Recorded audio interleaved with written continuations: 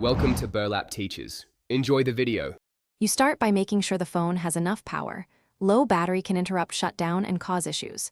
Once charged or connected, unlock the screen so you can access controls immediately.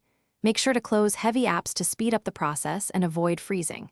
Next, find the power button on the right edge of the Vivo V29 5G. This is the primary control for shutdown. Now that prerequisites are set, you're ready to initiate the shutdown sequence. You press and hold the power button for 2 to 3 seconds to bring up the power options.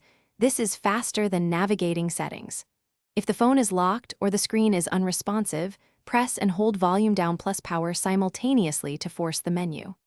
Once the power options appear, you'll see choices like restart and power off. Tap power off. Make sure to read the prompt. Some builds ask to confirm, so you don't accidentally restart instead of shutting down. You tap power off and then confirm when prompted.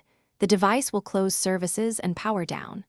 If the screen freezes and no menu appears, force restart by holding the power button for 10 seconds or more. This helps clear transient hangs.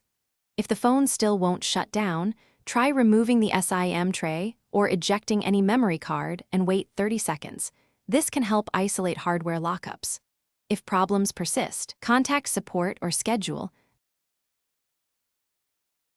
Thanks for watching. Consider subscribing if this video helped you.